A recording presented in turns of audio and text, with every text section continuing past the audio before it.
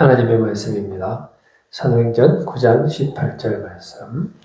즉시 사울의 눈에서 비늘 같은 것이 벗어져 다시 보게 된지라. 일어나 세례를 받고. 아멘.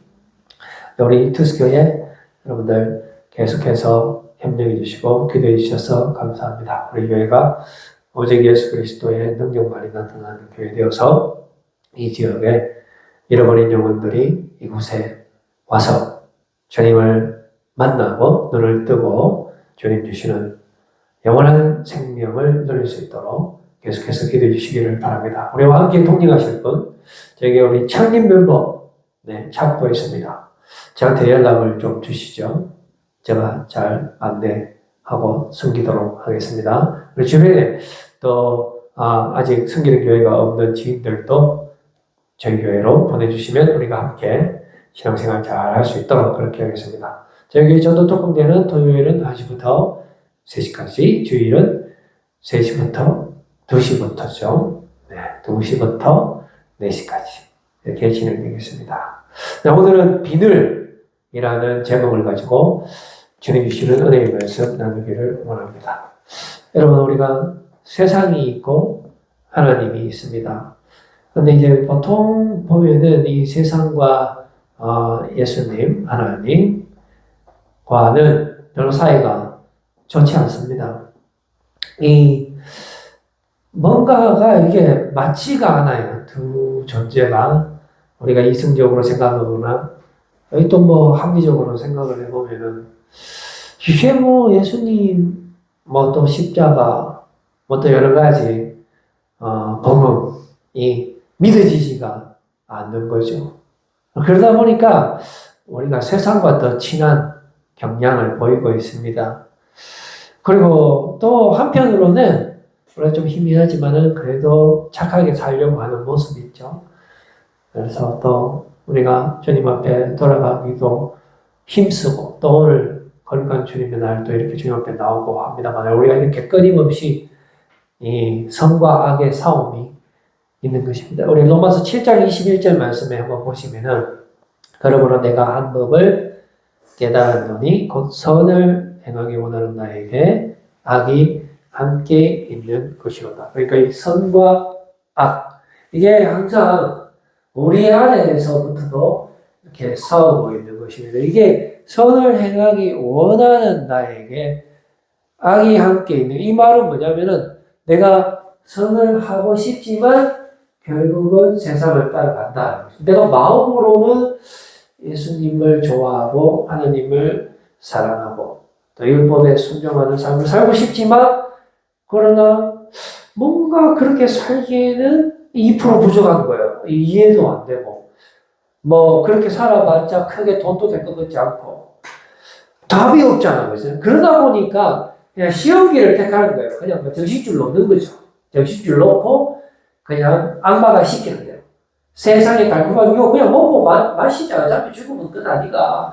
그런데 우리가 죽으면 천국 있는 거 아니야. 그런데 당장 그거를 하려니 인생이 힘들고 인생이 하나밖에 없는 것 같고 그러다 보니까 우리가 세상과 더 친한 경향을 보인다라는 것입니다. 그래서 여러분들이 세상 편입니까? 예수님 편입니까? 여러분 한번 생각을 해보세요. 우리가 원래는 하나님의 자녀죠. 그런데 우리가 선악과를 따먹잖아요. 그래서 우리 눈이 어두워지기 때문에 하나님과의 관계가 파괴가 돼요. 원래는 우리가 예수님과 정말 친했습니다. 창세기 3장 10절 말씀 한번 보시면 옛날에 얼마나 친인지 확인할 수가 있어요. 한번 봅시다. 창세기 3장 10절 말씀. 이르되 내가 동산에서 하나님의 소리를 듣고 내가 벗었으므로 두려워하여 숨었나이다. 그러니까 옛날에 하나님께서 동산에서 거두시는 소리를 들었고 선악과 따먹기 전에는 하나님과 함께 산책도 하고 하나님이 전혀 두렵지 않고 정말 하나님과의 관계가 진짜 완벽한 그런 관계. 그래서 죽지도 않고 그러죠. 정말 하나님과 행복하게 살 수 있었는데 하나님께서 다른 거 다 먹어도 된다. 그런데 선악과만 먹지 마라 했잖아요. 그런데 그 말씀을 불순종하고 선악과를 다 먹게 됐을 때 어떻게 됐습니까? 눈이 밝아져고 자기가 옷을 벗었는지 보게 되는 거예요. 알게 되는 거예요. 그러면 알게 되면 하나님과 더 친해져야 되는데 어디로 눈이 더 밝아졌냐면 세상으로 눈이 더 밝아져서 하나님과의 관계가 깨지면서 이제 하나님이 두려워서 숨게 된다. 지금 현재 이게 우리와 하나님과의 관계를 보여주고 있는 것입니다. 우리는 우리가 보고 싶은 것만 보죠. 그래서 하나님의 말씀 읽기를 별로 좋아하지 않습니다. 기도하는 거 별로 좋아하지 않아요. 통성 기도하는 것도 별로 좋아하지 않고 말씀 보는 거, 또 새벽 기도 가는 거 다 귀찮아요. 상당히 힘들어요. 당장 해봤자 믿음 가는데 그 눈에 보이지도 않고 하나님도 눈에 보이지도 않고 상당히 우리의 육이 거부하는 것을 볼 수가 있습니다. 그래서 우리는 굳이 편을 나누자면은 예수님 편이 아니고 하나님 편에 가깝다라는 것입니다. 요한복음 15장 18절 말씀 한번 보실까요? 그러시면 세상이 너희를 미워하면 이라고 되겠습니다. 세상이 너희를 미워하면 너희보다 먼저 나를 미워한 줄 알라. 세상이 너희를 미워할 때 이 말이죠. 우리가 예수님을 사랑하고 예수님 편이면은 세상이 우리를 미워하고요. 우리가 예수님 편이 아니고 세상의 편이면 세상이 우리를 미워하지 않습니다. 세상이 우리를 좋아하게 되는 것이죠. 근데 오늘 우리가 만나는 바울은 어떤 사람입니까? 지독하게 세상의 편에 서 있는 사람입니다. 한번 볼까요? 바울이 변하기 전 그리고 변하기 후로 나눌 수가 있는데요. 원래 바울은 지독하게 세상의 편에 서 있는 사람입니다. 하나님과 전혀 상관이 없는 그런 사람이었어요. 어떤 장면은 보십시다. 우리 그거 한번 볼까요? 바울이 이제 이건 전이고요. 이거는 변했을 때의 이야기를 이제 보여주는 겁니다. 지금 역사적인 사실을 이야기하는 거예요. 지금 이 바울이 원래 유대인인데요. 이 옛날에 어린 시절 바울이 어떻게 컸는지 또 얼마나 정말 모범적으로 살았는지 그 말은 예수님과 상관없는 삶을 살았는지 이 유대인 친구들이 다 알고 있는 거예요. 그리고 변화된 이후의 모습도 유대인들이 다 봐서 알고 있어요. 성경에 다 기록되어 있어요. 이 역사적인 사실을 지금 기록하고 있는 거죠. 바울은 서울대 출신이에요. 정말로 똑똑한 사람입니다. 가말리엘 문화죠. 그런데 지금 어떻게 됐습니까? 예수님을 아는 지식이 가장 고상하다라고 말을 하고 있죠. 그 다음에 상당히 열심히 있는 사람이에요. 모범생이죠. 그런데 지금은 어떻게 됐습니까? 맨날 여행 다니고 있어요. 그것도 일반 여행이 아니고 전도 여행. 자기 돈 다 내가. 그것도 1차, 2차, 3차, 모시고 끝까지 막 목숨 걸고 로마까지 전도행 가서 나의 달려갈 길이 바로 여행이다 이러면서 맨날 그 여행을 하고 있죠. 공부 안 하고 말이야. 맨날 놀러 다니고. 그 다음 예수님을 싫어하는 이 상식이죠. 우리가 일반적으로 우리가 생각을 해보세요. 예수님이 뭐가 좋겠습니까? 뭐가 이해가 되겠습니까? 전혀 우리 생각으로는 예수님이 이해가 되지 않는 거죠. 이해할 수가 없는 겁니다. 자, 그 다음에 지금은 어떻습니까? 예수님이 하나님의 아들이라고 고백하고 진짜 미쳤다고 되어 있지만 이거는 제정신으로는 고백할 수 있는 내용이 아니다. 우리가 마치는 겁니다. 지금 신천지가 막 창건해갖고 막 힘들게 하잖아요. 이게 신앙이라는 게 지금 우리가 신천지를 봤을 때 저 사람들 저거 완전히 저거 이만희 교주 뭐 거기에 막 추종 세뇌돼갖고 막 그러잖아요. 우리가 생각할 때 이해가 안 되잖아요. 왜 그런 생활을 하는지 빨리 나왔으면 좋겠는데. 그런데 이 당시에는 바울이 그랬다는 거예요. 바울이 원래는 정말로 똑똑한 사람이고 서울대 출신이고 모든 이성적으로 생각했을 때 예수님을 이해할 수가 없는 거예요. 이거는 진짜 예수님을 믿는다는 거는 이단 중에도 보통이다니 아닌 거예요. 이거는. 그랬는데 지금 이런 변화가 나타났다는 것을 볼 수가 있죠. 그 다음에 서대만 집사님이 이제 수교를 당하잖아요. 돈을 받아서 수교를 당하는데, 그것을 당연하다고 생각을 하죠. 그런데 바울은 나중에 자기가 순교를 당합니다. 순교 당하기 전에는 자기가 빨리 죽고 싶다고 했어요. 예수님을 위해서. 그러나 강한 것이 강하다고 생각했기 때문에 항상 최선을 다하고 그렇게 살았습니다. 모든 자기가 할 수 있는 노력을 다하고 모든 행위를 통해서 또 율법의 순종을 통해서 열심히 살았습니다. 그런데 지금은 뭐라고 이야기합니까? 내가 약한 것이 강하다라고 지금 고백하고 있는 것이 바울의 모습이죠. 그 다음에 전도하는 거 상당히 미련한 것이라고 생각했습니다. 우리가 지금도 나가서 전도하잖아요. 지금 전도했을 때 저게 과연 통하겠나? 우리가 지금 누구를 위해서 전도하고 있는 것이? 이거 한다고 해서 내가 복을 받겠나? 왜 전도하지? 도대체 뭐 때문에 전도하냐? 하면서 이해를 못하는 거예요. 그런데 전도는 하나님의 능력이라고 이제 바울은 말하는 거예요. 전도 행위 그 자체가 하나님께서 가장 기뻐하는 일이고 그 자체가 생명을 살리는 길이라고 이야기하면서 자기가 죽는 그 순간까지 주님께서 맡겨주신 그 사명을 감당하면서 그렇게 살았습니다. 그 다음에 바리새인 중에 바리새인이고요.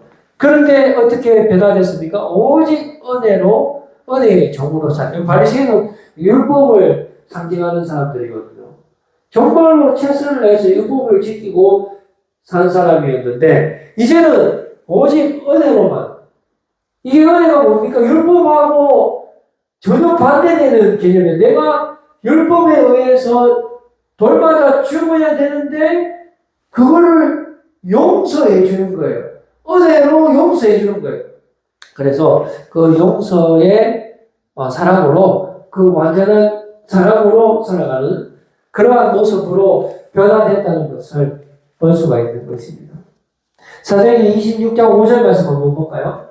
일찍부터 나를 알았으니 이게 이제 바울의 원래 유대 이름이 사울이거든요. 자기가 어렸을 적부터 크나가는 걸 친구들이 다 보아왔단 말입니다. 다 알고 있어요. 일찍부터. 그들이 정언하려 하면 내가 우리 종교의 가장 억한 파, 사두개파, 바리새인파, 여러 가지 파가 있는데 바리새인파가 가장 하드한 거예요. 이게 가장 율법적으로도 소위 말해서 빡신 파란 말이죠. 따라 바리새인의 생활을 하였다고 하니까 이게 바른 생활 사나이다 이 말이죠.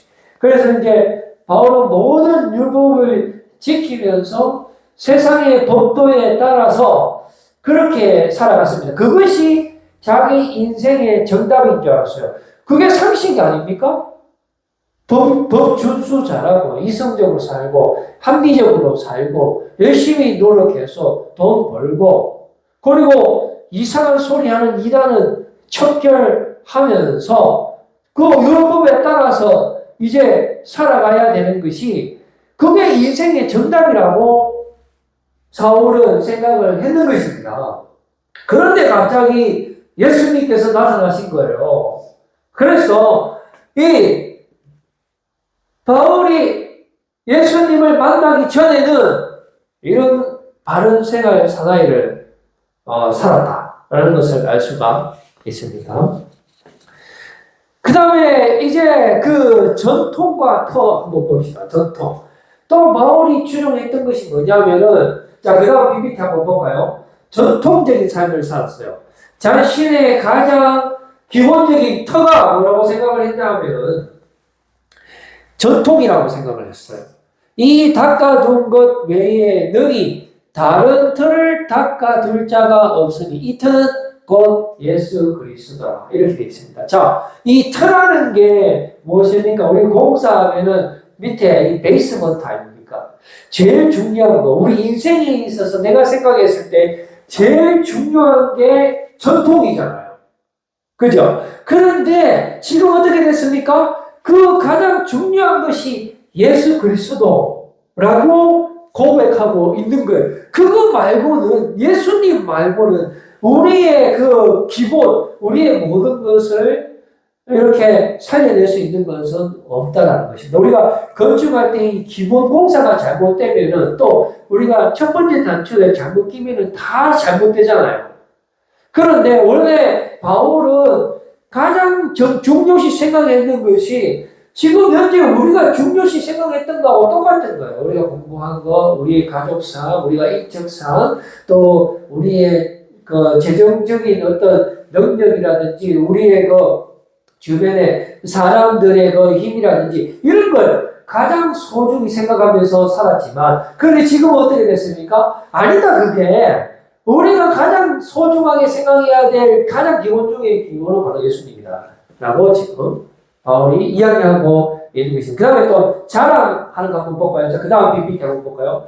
자랑은 또 무엇을 자랑을 했냐 하면은 갈라디아서 6장 14절 말씀에 보니까 그러나 내게는 우리 주 예수 그리스도의 십자가 외에 결코 자랑할 것이 없으니 라고 말하고 있잖아요. 원래 바울이 자랑하는 것은 십자가가 아니에요.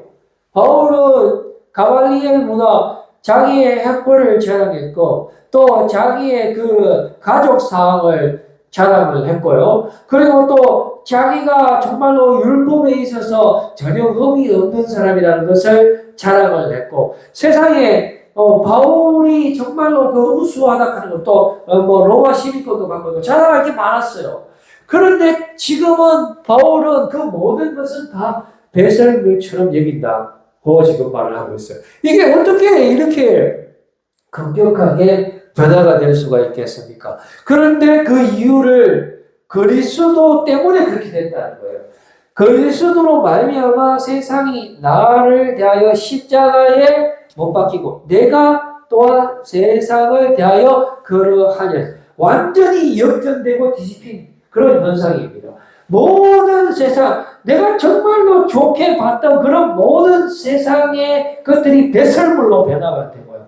내가 정말로 이거는 도저히 이거는 이단 중에도 이런 이단을 먹고 정말로 쓸데없는 거다라고 생각했던 그 예수님이 나에게 영원한 생명이 되는 거예요. 완전히 역전되고 뒤집히는 거예요. 내 인생이 180도 변화되는 거예요. 내가 그동안 생각했던 정말 보석과 같은 거는 전부 다 죽어버리고요. 세상이 십자가에 못 박혀서 죽어버리는 거예요. 내가 생각하고 내가 추정하고 내가 사랑했던 그 세상이 완전히 십자가에 심판받는 거예요. 내가 이때까지 그렇게 소중하게 생각했던 죄와 사탄과 달콤한 이 모든 것이 십자가에 예수 그리스도의 그 십자가에 못 박혀서 그대로 완전히 심판받고 이제 의에 대해서 내가 다시 살아나는 거예요. 그동안 내가 몰랐던 예수 그리스도의 은혜로 내 모든 것이 새롭게 되는 것입니다. 내가 또한 세상에 대한 예수 그리스도와 연합되어 내가 나의 모든 더러운 것들, 나의 모든 제약된 것들이 예수 그리스도의 십자가의 능력으로 완전히 소멸되고 다시 새로워지고 다시 태어나는 거예요. 그래서 이 놀라운 이런 현상을 경험하게 되는 거죠. 이게 지금 내가 지금 자랑하는 포인트가 완전히 바뀌게 된다는 것입니다. 그 다음에 또 우리 그 다음 장 한번 볼까요? 도덕적인 것도 한번 봅시다. 여기 보시면은 이 도덕 윤리 구자돼 있잖아요. 이 바울이 저 다소 출신이에요. 다소 저 이스라엘이 아니고요. 저 이방 로마의 속국인데 그 어떤 다소라는 도시 상당히 잘 사는 도시인데 그 도시의 또 특산물도 이렇게 만들 수 있었어요. 왜냐하면 바울이 텐트 메이커잖아요. 그런데 바울은 또 로마 시민권자인데 바울이 언제부터 로마 시민권자였냐면 태어나기 전부터. 그러니까 아버지가 이제 바울이 태어났을 때 저 집에 돈이 많으니까 바로 시민권을 산 거잖아요. 그래서 이제 다소에서 그렇게 부자로 살아가면서 공부도 열심히 했고요. 도덕적으로나 윤리적으로나 거의 완벽한 사람입니다. 그래서 빌립보서 3장 6절 말씀 보니까 열심으로는 교회를 받게 하고 율법의 의로는 흠이 없는 자라 했잖아요. 바울은 정말로 대단한 사람이 율법이 뭐 엄청나게 많잖아요. 몇 개를 합니까? 네, 기억을 잘 못하겠는데요. 그런데 그 율법을 다 지켰다고 보는 학자들도 있어요. 실제로 바울은 아마 진념의 사람, 의지의 사람이었기 때문에 아마 그걸 다 지킬 수도 있었을 거예요. 윤리적으로 흠이 없는 사람이라고 해요. 도덕적으로 전혀 흠이 없는 사람. 그러다 보니까 그 당시에 이단과 같은 교회, 신흥교회, 유대교도 아니고 교회를 박해하는 것은 당연한 겁니다. 왜냐하면 비윤리적이기 때문에 그렇죠. 비합리적이기 때문에 그리고 신성모독에 가깝기 때문에 그렇죠. 그러니까 우리 세상의 원리와는 전혀 맞지 않는 소리를 하고 있기 때문에 바울은 그냥 둘 수가 없는 거예요. 그래서 교회를 핍박하기 시작한 겁니다. 그런데 지금 바울은 어떻게 변했습니까? 오직 주님만 알기를 원한다. 라고 말을 하고 있는 거죠. 자, 그래서, 그 다음에 이제 우리가 보면은 로마 12권자 한번 보여주세요. 바울은 이제 로마 12권자잖아요. 여기 보세요. 그런데 지금은 하늘의 12권자가 됐죠. 그리고 십자가를 저주받았다라고 생각을 했어요. 그 바울은 이제 구약 성경에도 아주 뛰어난 사람이기 때문에 나무에 매달리는 그거는 저주라는 것을 바울은 구약 성경을 통해서 알 수 있었어요. 그런데 우리의 메시아 되시는 분이, 우리의 구원자 되시는 분이 나무에 달린다 하는 그 자체가 성립이 안 되는 거예요. 그 자기 이성적으로, 지식적으로 생각했을 때 이거는 있을 수 없는 일인 것이 십자가였는데, 그런데 우리 주님께서는 가장 저주스러운 모습으로 이 땅에 오셔서 우리를 죄로부터 건져주시는 거예요. 그것이 십자가입니다. 그래서 이제 바울은 이제 그 십자가만 알기로 한 거예요. 고린도전서 2장 2절 말씀 보니까 내가 너희 중에서 예수 그리스도와 그가 십자가에 못 박히신 것 외에는 아무것도 알지 아니하기로 작정하였습니다. 바울이 이때까지 했잖아요. 얼마나 도덕적으로, 윤리적으로, 윤리학 박사, 도덕학 박사, 그 다음에 미국 시민권자죠. 얼마나 박식하고 모르는 게 없고 또 도덕적으로 완벽하고 사람들 유대교에서도 인정을 받는 랍비고 서울대 출신이고 자기가 의지할 것이 얼마나 많았습니까? 그런데 지금은 그 모든 것을 배설물로 여기고 그거 필요 없다. 나는 오직 예수 그리스도와 그분이 나를 위해서 십자가에 못 박히신 것만 내가 알기를 원한다. 나는 하나님의 자녀다. 십자가만 알기를 원한다. 이렇게 변화될 거예요. 이게 어떻게 가능할까요? 이렇게 되는 것은 정말로 이해가 되지 않잖아요. 그래서 이제 우리가 어떻게 이렇게 변화될 수 있을까? 생각을 해봤습니다. 첫 번째는 우리 육체적인 그 바울의 눈을 예수님께서 번져주셨기 때문에 예수님을 볼 수 있었지 않을까. 그렇게 먼저 생각할 수가 있죠. 사도행전 9장 18절 말씀 한번 보실까요? 즉시 사울의 눈에서 비늘이에요. 비늘 같은 것이 벗어져 다시 보게 된지라 일어나 새를 가고. 오늘 우리 제목이 비늘이잖아요. 여러분 기도합시다. 주님, 우리의 비늘을 벗겨주세요. 주님을 바라보게 하여 주시옵소서.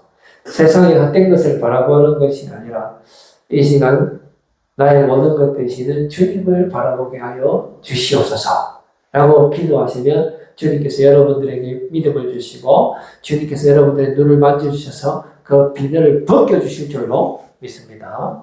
자, 이렇게 해서 이제 바울이 변화될 것이다 라고 생각할 수 있지만은 그러나 진짜 바울이 변화된 이유는 바로 예수님께서 바울을 만나주셨기 때문에 그래요. 바울이 예수님을 만났기 때문에 그렇습니다. 이거 설명이 필요 없어요. 여러분들도 저도 마찬가지고요. 우리가 예수님을 만나는 것 말고는 우리의 문제를 해결할 수 있는 건 아무도 없어요. 능력 있는 예수 그리스도 그 이름 말고는 하나님께로 갈 자는 없다 하셨잖아요. 여러분들 인생이 지금 아무런 문제 없습니까? 그런 사람 없잖아요. 다 아프잖아요. 다 답답하잖아요. 다 죽잖아요. 근데 이 죽음에서, 이 답답함에서, 이 재앙에서 어떻게 나올 수 있습니까? 세상에서는 여러 가지 방법이 있지만은, 그러나 우리의 기회 되시고 생명이 되시고 예수 그리스도를 만나는 것 외에는 다른 방법은 없어요. 그 만나보면 알지. 안 그래요? 근데 바울이 실제로 만나갖고 사울이 실제로 예수님을 만나서 바울이 됐잖아요. 예수님께서 바울을 만나 주셨기 때문에 완전히 변화됐잖아요. 그래서 바울이 정인의 역할을 하는 겁니다. 사도행전 9장 4절에서 5절 말씀 보시면 이 만나 주심의 과정에 대해서 기록하고 있습니다. 땅에 엎드러져 들음에 소리가 있어 이르시되 사울아 사울아 네가 어찌하여 나를 박해하느냐 하시거늘 대답하되 주여 누구시니까 이르시되 나는 네가 박해하는 예수라 라고 지금 그 만남의 그 엄청난 사건을 기록하고 있잖아요. 자, 이걸 한번 좀 더 상세하게 정리해 보겠습니다. 다음 PPT 한번 볼까요? 왜 그러냐면은 지금 이 감정의 내용이 무려 사도행전에만 3번이나 나와요. 반복해서. 한 번도 아니고 두 번도 아니고 3번이나. 그 말은 자기가 이렇게 변화된 그 이유는 딱 한 가지인데 바로 내가 예수님을 만났다. 내가 나의 삶의 해결자 되시고 나의 구원자 되시는 주님을 내가 만났다.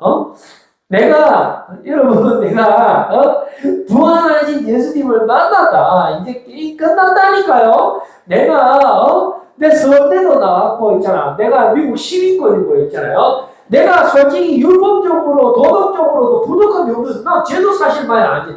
물론 지켰지. 그래도 상대적으로 봤을 때 나 정말 착하게 살았어. 그런데 그렇게 열심히 살았지만 안 되겠더라 이거지.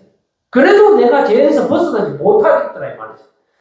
그런데 어느 날 희한한 이단 같은 예수가 나타나고 자기가 하나님의 아들이라 한 신성모독적인 발언을 하고 죄를 사는 능력이 내게 있다 막 하고 막 사람 막 살리고 막 이러다가 십자가에 못 박혀 죽어버려. 그 구약성에 보면 그 저주받은 사람이 저런 이단 중에도 저런 상판 이단이 있나 하면서 예수님을 몰랐죠. 그냥 이단으로 알았어요. 그래갖고 막 돌아다니면서 예수 믿는다 가는 사람들 전부 불러갖고 막 죽이고 막 교회 한다 하면 막 쫓아가고 우리가 시체지 막 죽이는 것처럼 막 죽이고 막 그렇게 살았다니까요.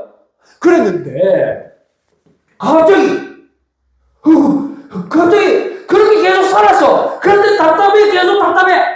계속 원한에 사무치고 계속 막 내가 죽는 것 같고 반복된 저런지 철봉이 같은 인생이잖아. 이거 뭐 어떻게 살아야 되면서 오늘 또 사람 죽여야 되겠다면서 그하고 막 죽이고 일하고 있는데 갑자기 담의 세계 공문 받아갖고 저쪽에 교회 새로 생긴다 하더라. 그래 이 새끼들 죽었어. 그래 공문 받아갖고 담의 세계 막 쫓아가는데 어떻게 되냐? 이거 말로 설명이 안 돼요. 보세요. 담의 세계 가는데 갑자기 하늘에서 큰 빛이 12시에 그런데 소리가 사울아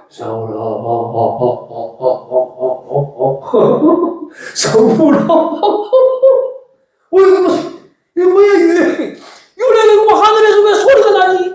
하늘에서 왜 소리가 나? 이거 내가 이성적으로 이해할 수 없다 도덕적으로 이해할 수 없다 이거는 초신비적인 능력이다 이렇게 하고 있는데 사울아 네가 왜 나를 박해하느냐? 왜? 이거 무슨 이상한 소리 들리는데 왜 무슨 박해? 내가 지금 박해하는 거 어떻게 알았어? 내가 지금 남의 색깔을 어떻게 알았어? 당신 누구야? 사실 바울은 예수님 몰라요. 예수님 모르니까 박해했지. 모르니까 예수님 똘마이들만 막 잡아오고 예수님이 죽었는데 부활했다 하는데 그걸 믿을 수가 있나? 부활 같은 소리 하고 사람이 죽으면 그만이지. 그 사람도 뭐 부활했다 하면서 머리 갖고 교회에서 막 떡대갖고 뭐 피 마시고 포도주 마시고 뭐 이렇게 이게 예수님이 떡이다 하고 예수님이 살이다 막 하면서 부활했다 막 하면서 그러니까 그쪽 교회 가고 다 잡으려고 하는데 그 예수님 모르죠? 나는 네가 박해한 나사렛 예수로 이게 뭐요? 아니 진짜 예수님 맞습니까? 내가 이때까지 그렇게 이단이라 했던 그 예수님 맞나요? 당신 이제 부활하신 거 맞아요? 뭐예요? 정말 하나님 아들 맞아요? 이렇게 된 거지. 그래갖고 맞는 건데 그럼 뭐 할까요? 물어보니까 가라! 할 일이 있다. 내가 사명을 줄게. 전도 열심히 해. 너는 이제 은혜의 종이야. 하나님의 사람이야. 그렇게 살아. 예, 알겠습니다. 그런데 뭐 눈이 보여? 아이씨. 아이고, 아무도 안 보여요. 내가 아나니아라는 제자 보내줄 테니까 비늘부터 벗어! 비늘부터 벗어! 그래갖고 비늘을 벗고 이제 새로운 삶이 시작해. 이거는 저항할 수 없어요. 한거할 수 없는 하나님은 왜 한거할 수 없느냐? 하나님이 만나시겠다는데 누가 네 만나기 싫든지 말든지 우리 어디 저 구석에 갖고 막 이상한 거 막 보고 있고 막 더러운 짓 막 하고 있고 마약 막 먹으려고 하잖아. 이렇게 마약 막 먹으려고 하잖아. 갑자기 우리 마음속 깊숙이 곳에서 먹지 마! 먹지 마! 주여! 마약 싫더니 그 교회 다 돌아와. 이게 있잖아요. 하면서 이거는 전적인 하나님의 은혜예요. 그래서 바울이 뭐라 하냐면 나도 베드로, 야고보, 요한처럼 예수님 만났다. 나도 부활하신 예수님 만났다. 바울이 신약 성경 막 적을 때 주변에 바울 싫어하는 사람들이 뭐라 했냐면 당신은 사도도 아니잖아. 당신은 예수님하고 같이 활동했어? 당신 옛날에 예수님 믿는 사람 막 죽이고 그랬잖아. 우리가 어떻게 믿노? 막 그랬거든요. 그랬지요. 미안합니다. 그런데 말입니다. 나는 예수님을 만났습니다. 부활하신 예수님이 내게도 나타나셨습니다. 이렇게 되는 거죠. 바울은 정말로 예수님을 몰랐습니다. 그래서 교회를 박해하고 예수님의 제자들을 박해했습니다. 사도행전 8장 3절 말씀 한번 볼까요? 8장 3절 A. 사울이 교회를 장면을 모르니까 일하죠. 자, 그 다음 말씀 또 한번 보여주세요. B 말씀. 각 집에 들어가 남녀를 끌어다가 오게 넘기니라. 예수님 모르니까 예수님 제자하고 교회를 괴롭힙니다. 그 말은 예수님을 몰랐다는. 그래서 예수님의 말씀 있잖아요. 요한복음 18장 36절 말씀 한번 볼까요? 바울이 몰랐어요. 예수께서 대답하실 때 내 나라는 이 세상에 속한 것이 아니니라. 바울은 이때까지 세상의 코드로 예수님을 이끌다 그랬어요. 서울대 열심히 나오면 예수님을 알 수 있다고 생각했어. 돈 열심히 벌면 예수님을 볼 수 있다고 생각했어. 맛있는 거 많이 먹으면은 모든 신진제사가 잘 풀리고 예수님을 볼 수 있다고 생각했어요. 율법을 잘 지키고 도덕적으로 살고 착하게 살면 하늘나라 가는 줄 알았어요.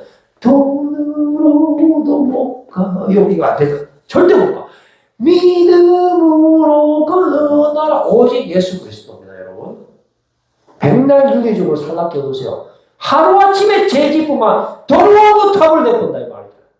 그래갖고 여러분 보세요. 내 나라 이 나라에 속한 게 아니라니까요. 만일 내 나라가 이 세상에 속한 것이었더라면 내 종들이 사온 나라 유대인들에게 넘겨지지 않게 하였어요. 이제 내 나라는 여기에 속한 것이 아니니라고 말씀하고 주고 있을 때 빌라도가 있잖아요. 뭐라고 말했냐면 자, 그 다음 말씀 한번 보여주세요. 빌라도가 그러면은 빌라도가 그러면 당신이 왕이 아니야?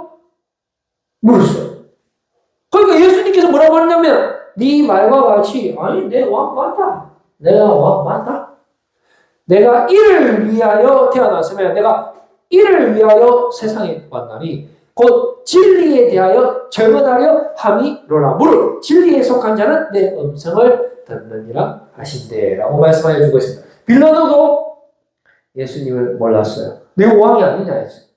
사람들이 빌라도의 예수를 십자가에 못 박아줘서 하면서 막 데리고 왔어.